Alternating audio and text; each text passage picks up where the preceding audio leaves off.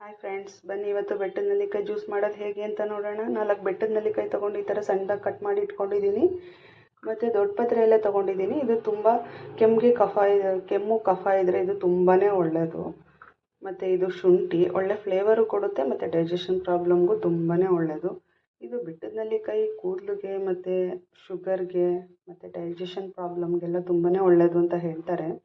ನನಗೆ ಗೊತ್ತಿರೋದು ಇಷ್ಟೇ. ನಿಮಗೇನಾದರೂ ಗೊತ್ತಿದ್ದರೆ ಕಮೆಂಟ್ ಬಾಕ್ಸಲ್ಲಿ ಕಮೆಂಟ್ ಮಾಡಿ. ಇವಾಗ ಮಿಕ್ಸಿ ಜಾರ್ಗೆ ಹಾಕ್ಕೊಂಡು ಇದನ್ನು ನೀರು ಹಾಕ್ಕೊಂಡು ರುಬ್ಕೊಳ್ಳೋಣ. ಹಾಕ್ಕೊಳ್ಳುವಾಗ ಸ್ವಲ್ಪ ಒಂದು ಚಿಟಿಕೆ ಸಾಲ್ಟ್ ಹಾಕ್ಕೊಳ್ಳಿ. ಓಕೆ ಫ್ರೆಂಡ್ಸ್, ಬನ್ನಿ ಮಿಕ್ಸಿ ಜಾರ್ಗೆ ಹಾಕೋಣ.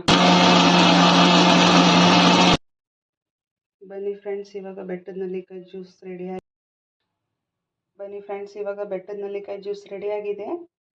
ಖಾಲಿ ಹೊಟ್ಟೆಲಿ ಇದನ್ನು ಕುಡಿದ್ರೆ ತುಂಬ ಒಳ್ಳೆಯದು. ನೀವು ಕುಡೀರಿ ಮಾಡಿಕೊಂಡು ಮನೆಯಲ್ಲಿ. ಆದಷ್ಟು ನಿಮ್ಮ ಫ್ರೆಂಡ್ಸ್ಗಳಿಗೆ ಎಲ್ಲರಿಗೂ, ನಿಮ್ಮ ಫ್ಯಾಮಿಲಿಗೆಲ್ಲ ಶೇರ್ ಮಾಡಿ. ಆರೋಗ್ಯನ ಕಾಪಾಡ್ಕೊಳ್ಳಿ. ಬನ್ನಿ ಟೇಸ್ಟ್ ಮಾಡೋಣ.